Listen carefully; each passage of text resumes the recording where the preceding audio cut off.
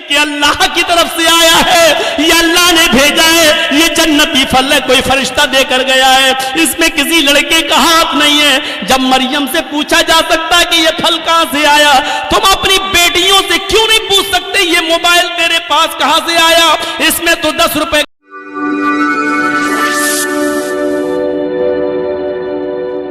کا بیلنس تھا، آج اس میں 3 مہینے کا نیٹ پیک کیسے پڑا ہے؟ اس میں تو تیری اماں اور خالہ کا نمبر تھا، اس میں 5 نمبر اور کہاں سے آئے ہیں؟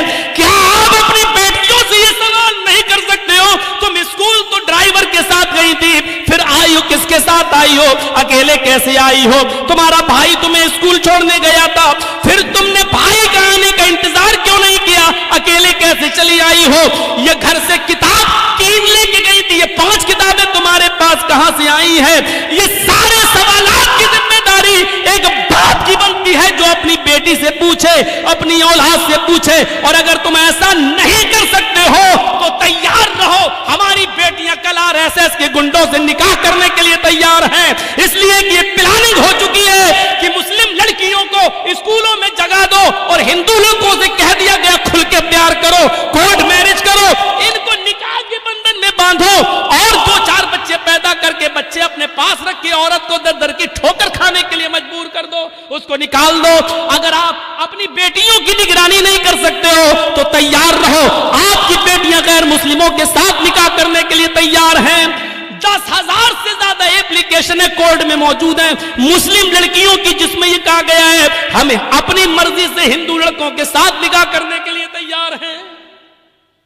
میرے ماں باپ روکیں گے، اس لیے مجھے پولیس پروڈکٹ دیا جائے، پروڈکشن دیا جائے، سرکشا دی جائے۔ میرے ماں باپ کورٹ میرج کے موقع پر میرے لیے رکاوٹ بن سکتے ہیں، یہ لڑکیوں نے، مسلم لڑکیوں نے، کالج کی لڑکیوں نے یہ لکھ کر دیا ہے۔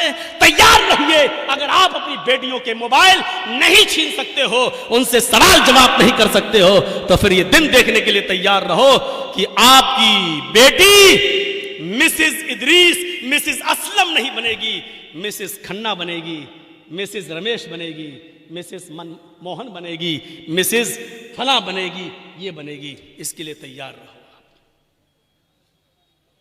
جو کہنا تھا کہہ دیا، برا لگنا سوابھاوک ہے کیونکہ حق ہے، حق برا لگتا ہی ہے، کڑوی ہے، کڑوی چیز خراب ہوتی ہی ہے، اس لیے میں معافی کا چندہ نہیں مانگوں گا آپ سے، سوابھاوک چیز ہے، ہونا ہے۔ آپ نے پوچھا نماز پڑھی کہ نہیں پڑھی، بیٹے سے پوچھا۔ ہمارے نبی نے تو یہ کہا تھا نا جب بچہ 7 سال کا ہو جائے، بچے میں لڑکا لڑکی دونوں شامل ہے، جب بچہ 7 سال کا ہو جائے نماز پڑھنے کا حکم دو، لے کے جاؤ، نہیں پڑھے کوئی بات نہیں، کبھی پڑھے گا کبھی چھوڑے گا، لیکن جب 10 سال کا ہو جائے نماز نہ پڑھے تو اس کو مار مار کے لے جاؤ، مار مار کے نماز کی طرف لے جاؤ، پیٹو۔ 10 سال کے بعد لڑکے کو پیٹنا پڑے گا، نماز کے لیے مارنا پڑے گا، سزا دینا پڑے گی آپ کو اپنے بیٹے کو، کیونکہ وہ 10 سال کا ہو چکا ہے۔ 10 سال کے بعد باپ کی ذمہ داری بنتی ہے کہ وہ اپنے بیٹے کو نماز نہ پڑھنے پر مارے، پیٹے اور پھر مسجد میں لے جائے۔ آپ نے کیا ایسا؟ موبائل چلانے کی کھلی اجازت، چلاؤ اور بگڑو۔ قاضی شریح نے جو فیصلہ کیا اس فیصلے کو دیکھیے۔ حضرت عمر فاروق جب فجر کی نماز پڑھانے کے لیے کھڑے ہوئے تو ابو لولو نے، فیروز نامی آدمی نے، کسی بات پر وہ حضرت عمر سے ناراض تھا، اس نے خنجر میں زہر بجھا لیا تھا اور چھپ کر بیٹھا ہوا تھا ممبر کے پاس۔ حضرت عمر نے جو ہی کہا اللہ اکبر، فوراً اس نے خنجر مار دیا۔ حضرت عمر فاروق کے پیٹ میں وہ خنجر لگتا ہے، اس نے نکالا تو پیٹ تھوڑا سا پھٹ جاتا ہے، ناف سے لے کر جہاں شرمگاہ ہوتی ہے یہاں تک، جب اس نے خنجر نکالا تو یہاں تک پیٹ پھٹ گیا، یہاں تک خون کا دھارا بہنے لگا۔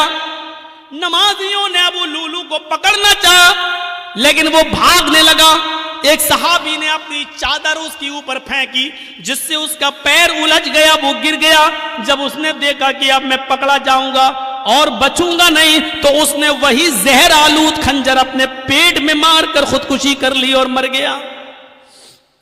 لیکن حضرت عمر فاروق کو جب ہوش آیا تو ان کو دودھ پلایا جا رہا تھا، دودھ وہ منہ سے پیتے تھے، پیٹ سے باہر نکل جاتا تھا.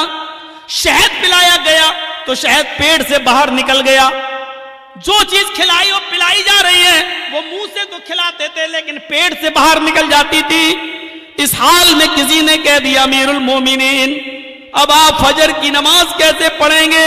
آپ پہلی رکعت میں تھے اور آپ کو خنجر مار دیا گیا ہے، آپ بے ہوش ہو کر زمین پہ گرے ہیں اور حالت آپ کی ہے کہ کھانا پانی پیٹ میں رک نہیں رہا ہے، آپ فجر کی نماز کیسے پڑھیں گے؟ حضرت عمر نے کہا پڑھوں گا، میری فجر کی نماز کیا ادا نہیں ہوئی ہے؟ کہا نہیں. پانی لاؤ، وضو بنایا، کھڑے ہو گئے. لوگوں نے کہا بیٹھ کے پڑھ لو، کہنے لگے نہیں نہیں ابھی کھڑے ہونے کی طاقت ہے.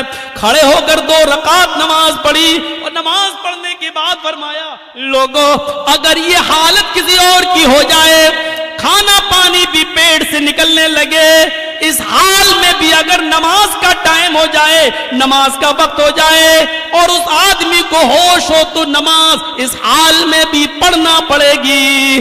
اگر اس حال میں ہوش ہے، پیٹ پھٹ جانے کے باوجود، کھانا پانی پیٹ سے نکلنے کے باوجود اگر ہوش ہے اور نماز نہیں پڑھتا ہے تو لا حظ فی الاسلام لمن ترک الصلاۃ، تو ایسے آدمی کا اسلام میں کوئی حصہ نہیں ہے.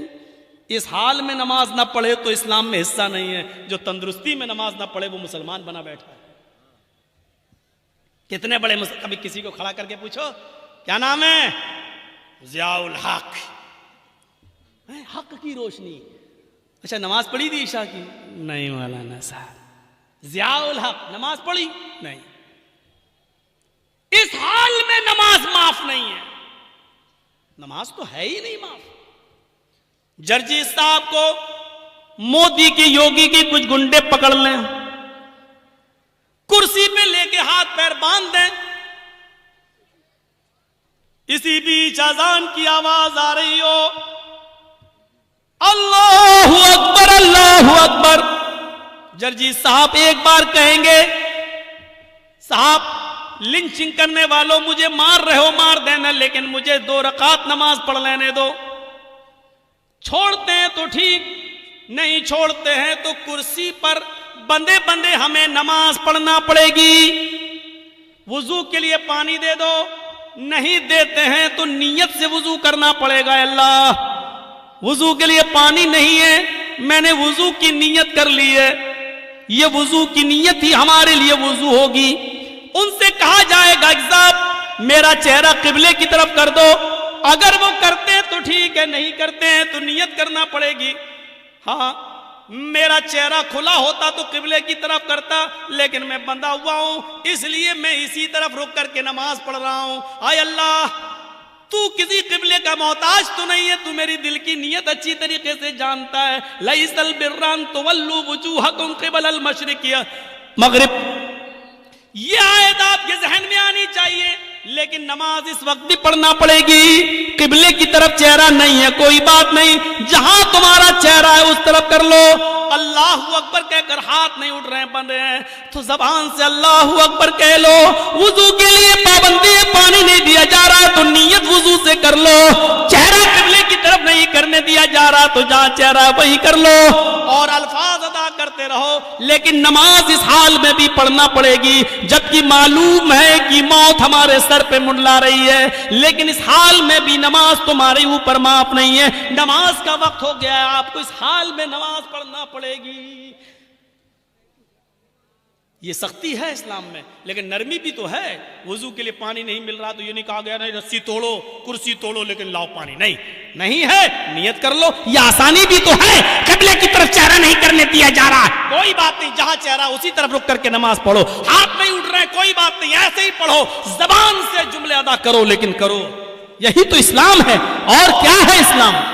کچھ مسئلے ایسے ہیں. ایک شخص آیا ہمارے پاس، مولانا صاحب میں 25 روزے کو اسلام لایا ہوں، مسلمان ہوا ہوں، تو مجھے تو 5 ہی روزے ملے ہیں، میں نے رکھ لیا.